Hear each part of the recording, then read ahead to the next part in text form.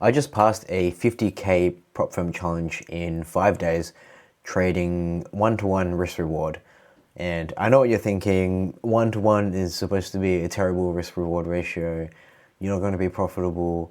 Every influencer out there is telling you to aim for 1 to 2 or 1 to 3. But if you've been following me for the last while, you'll know that I believe there is a pretty solid case for one-to-one trading. And this video here is proof that it works, and I will show you exactly how I did it. But a super quick recap of why I think there is a strong case for one-to-one trading, especially in prop firms. As a summary, if you go one-to-one risk-reward ratio, generally, all things equal, you have a higher win rate than, say, 1 to 2 or 1 to 3, which means you have a smoother equity curve, meaning less big dips and spikes. And a smoother equity curve means less variance, which means less losing streaks, which means you are less likely to hit drawdown limits, which are notoriously known for being tight in prop firm trading, with things like trailing drawdowns. So that is the main reason, and also it is just psychologically easier to execute. You hit your take profits more frequently, you see more wins than losses, and it just makes the overall experience a lot more less stressful, and yeah, it's just a more enjoyable experience. But yeah, that's a quick summary on why I think one-to-one is viable. But maybe it's not for you. Maybe you like big winners every once in a while, and that's totally fine if that works for you. But right now I'm enjoying the low risk to reward. But anyways, here is the account I did this on. So, if you're wondering why I'm using Tradeify when I normally talk about Lucid, long story short, my last Lucid payout got paid to my PayPal account because I didn't know that they could pay into Wise yet. And if you've tried to withdraw money from PayPal, you know they have disgusting fees. So instead of losing a bunch of fees, I figured I might as well just spend the PayPal money. And Tradeify is one of the only prop firms that I know of that actually takes PayPal. So I just figured I'd just use it on Tradeify. So yeah, I bought a select 50k Tradeify account and hit the profit target of 2.5k. Had a total of 5 trading days, 4 green days, 1 red day, and had to keep my highest profit day under $1,000 to match the consistency. But yeah, this is how it looked. I was risking around $700, so roughly a third of my drawdown each trade, and aiming for 1R. Sometimes I would go for a cheeky like 1.2 or 1.3R if the obvious drawn liquidity is like super close. But besides that, mostly sticking to 1-to-1R. And yeah, started this account last week, took me a few days, and we've passed it, trading 1-to-1. Yeah, all right, let's get into the trades. All right, as always, this is the strategy I'm trading. I'm not going to explain the full strategy because I'm sure most of you already know it. If you are not unfamiliar, check out the free PDF for the full breakdown. But let's start with this silver trade here. Where am I? Okay. Let me go back to the start of the hour. So this red line here is our 2-hour bearish point of interest. So we want to see price engage with this POI. It does. Followed by an entry model. Looks like there was an IFVG here. There. But I just don't love how by the time we close to it, we're already down here. So yeah, I don't like that. But we do end up getting another IFVG here. So there is our 2-minute IFVG aligned with our 2-hour point of interest. So upon this candle closing, I entered here. And I wanted to target here. I didn't want to go beyond this little wick here. And so I had to I couldn't pull my stop all the way there. I had to pull it back a bit to make it 1-to-1R. Why is that text being weird?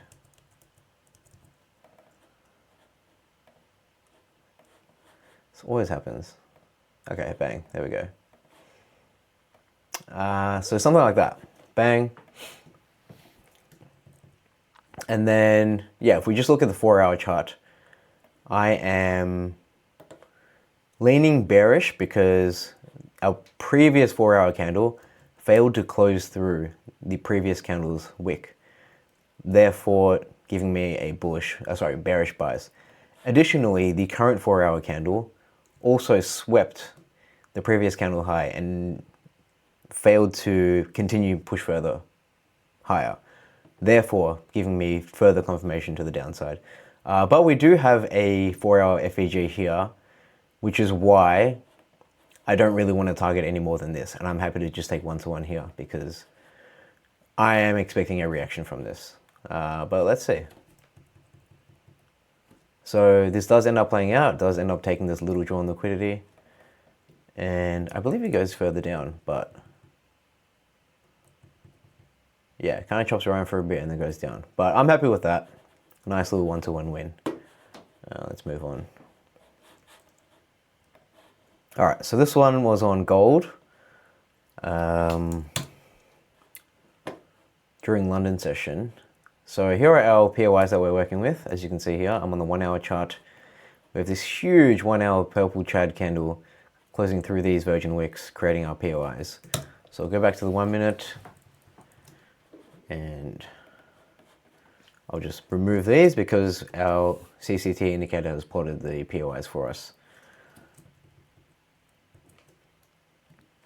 And yeah, this was one of those nice ones where the whole server was cooking. I think it feels like everyone in our Discord took this one. But yeah, so we have POI engaged. I don't know, there's a gap there, that's weird. POI engaged, FVG here, that gets inversed, so confirmed IFVG right there. Stop down here. And for this one, normally I would just go 1-to-1, but I needed like a bit more than 1-to-1 to finish the eval. So I think that went like 1.2 or something like that. Almost hit it, came back, and then eventually got it. And this one flew for a bit. But yeah, that's enough of the pie that I would take. I don't need to get 4 or 5 hour trades.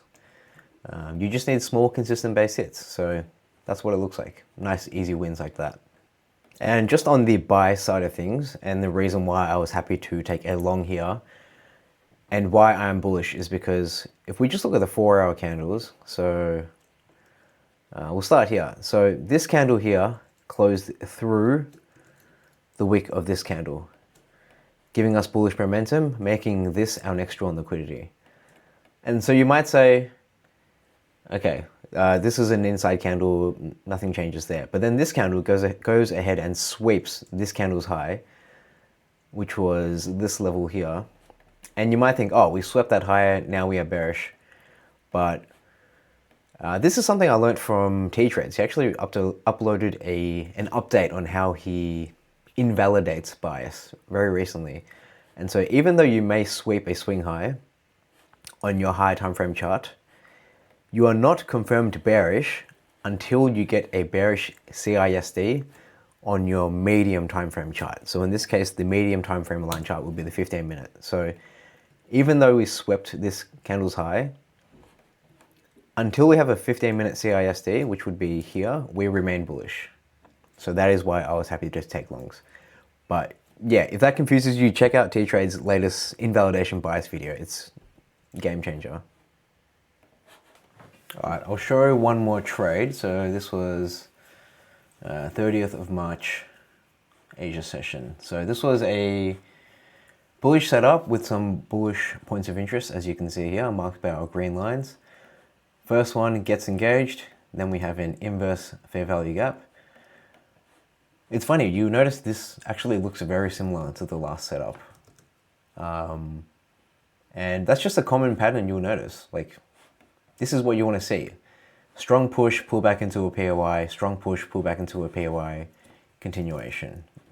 Like, it should be very obvious what a clean play looks like when you see it play out enough times. But yeah, we engage this POI, then we inverse this FVG. So entering here, stop loss down there, targeting our TP level. Yeah, pretty straightforward. Obviously, you could have gotten a lot more here. Let's see how far this goes, actually. Yeah, holy shit. What's that, like 3-4 hour? But of course, base hits get the job done. And let's have a look at our bias and see why I was happy to take longs here. So at the time of the entry, bang, what has price done? So we want to look at how price reacted to the most previous candle. So let's say this candle just ended. It closed through this wick, meaning we have a bearish bias. So our drawn liquidity would be down here. Then during the current 4-hour candle, we go ahead and sweep this level, and then we reverse from it. And did we have a 15-minute CISD, as I explained previously? Yes, absolutely. We did have a 15-minute CISD from that level, which then invalidates the bearish bias and gives us a bullish bias. So from this point onwards, we are just looking for longs. And then we go ahead and take the long. But yeah, I personally wouldn't feel comfortable aiming this high just because there is a 4-hour bearish FVG here. Yeah, so those are some examples of how I passed this challenge in 5 days and why I think lower risk reward ratios like 1-to-1 or 1-to-2, sorry, not 1-to-2, 1-to-1.2 or 1-to-1.5 even works really well, especially for prop firms. Like I said, a high win rate means a smoother equity curve, which means less variance, which means less losing streaks, which means you are less likely to hit your drawdown limits. And on top of that, it's just psychologically easier to execute because it's less stressful. You get more wins than losses. So I will continue trading like this for the foreseeable future, and we'll see what happens. If you want to follow our trades in real time, everything gets discussed daily in the Discord. Otherwise, thank you for watching and I'll see you next time. Okay, so I just tried to activate my account and I completely forgot that they have 2 paths to choose once you get funded. Yeah, this is interesting. I'm not sure what to do. Daily payouts, I can get maximum of 1K a day with 0 consistency. I just need to build a buffer. Okay, so this one I can just like go for home runs and then just withdraw them. Or the flex sounds like a more base hits kind of option, 5-day payouts. So you get a payout every 5 days, up to $3,000. But you need to have 5 winning days. Okay.